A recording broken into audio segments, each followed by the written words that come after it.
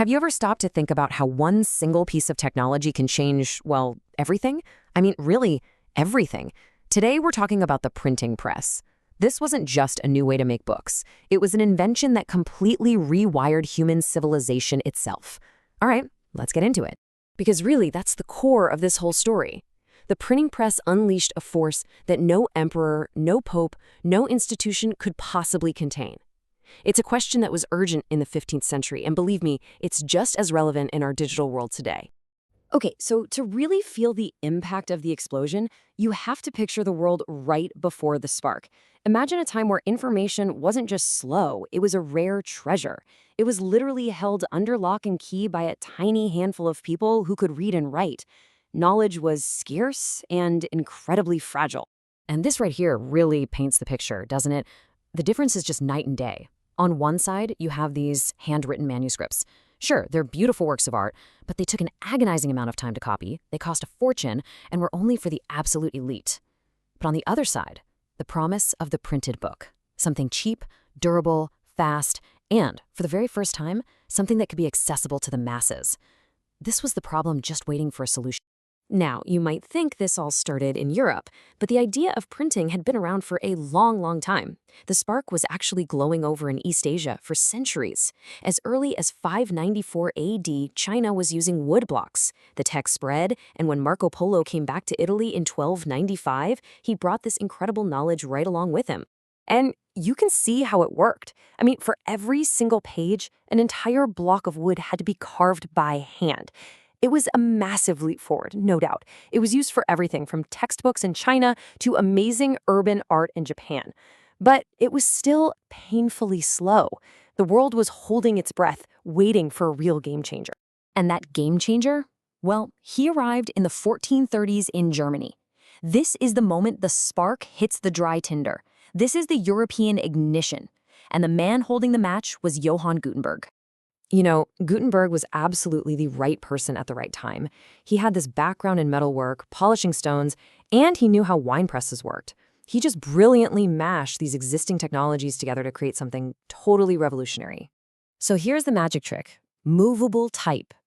Instead of carving an entire page out of wood, Gutenberg cast individual letters in metal. You could set them up to print one page and then, and this is the genius part, you could just rearrange those exact same letters to print the next page. It was so much faster, so much more efficient. It changed everything. And here it is, the first major book printed with his system, the Gutenberg Bible. This wasn't just another book. No, this was the shot heard round the world. This was the beginning of the print revolution. That fundamental shift from the slow work of a human hand to the unstoppable power of a machine. And if you want to talk about impact, just look at this number. In the 15th century, Europe made about 20 million books. A century later, with the press in full swing, 200 million. That's not just growth, that's an explosion. The wildfire was spreading. And what happens when millions of books flood the world? Well, ideas start to spread. Dangerous, revolutionary ideas. And they started to catch fire, challenging centuries of authority in religion, in science, and in politics. A perfect example, this guy right here, Martin Luther. He was a German monk who had some, let's say, strong opinions about the Roman Catholic Church. In the world before print, his thoughts probably would have just stayed in his little town.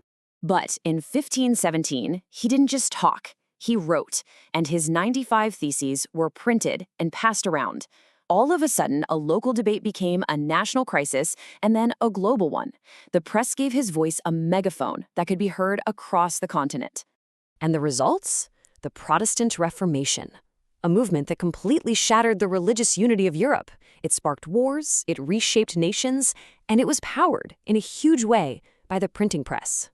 Luther himself called it God's highest and extremist act of grace. But you know, not everyone was so thrilled. If you were in charge, this sudden, uncontrollable flood of new ideas was absolutely terrifying. They were afraid it would lead to chaos, rebellion, the total breakdown of society. And honestly, they weren't entirely wrong. So the establishment fought back. The Roman Catholic Church created the Index of Prohibited Books. It was pretty much a giant do not read list. It was a direct attempt to regain control, to try and stamp out the fire. But it was too late. The ideas were already out there. The wildfire couldn't be contained. And by the time we get to the Enlightenment in the 18th century, the whole narrative has flipped. Thinkers like Mercier didn't see print as a threat anymore. They saw it as the ultimate tool for freedom. They truly believed it could spread reason and knowledge and literally print a better world into existence, finally ending the age of tyrants. Now, this engine of change wasn't just a European story. When this technology traveled, it started new fires, totally unique ones, in different places. So let's pivot for a second over to India, where print became this incredibly powerful tool for social reform and a growing sense of nationalism. Just look at the names here. From Raja Ram Mohan Roy debating religious practices way back in the 1820s, to reformers like Jyotiba Phule and B.R. Ambedkar, who used print to launch powerful attacks on the injustices of the caste system. Print created this brand new public space for debate on the deepest parts of society. And of course, it became absolutely central to the fight for independence. Mahatma Gandhi saw it crystal clear. The struggle against colonial rule was the same as the struggle for a free press. Newspapers and pamphlets spread nationalist ideas everywhere. They connected people across the huge subcontinent, and they mobilized everyone against the British Raj. And just like the church had done in Europe, the colonial power tried to fight back. The Vernacular Press Act of 1878 was a blunt instrument designed to silence people, giving the British government huge powers to censor the Indian language press.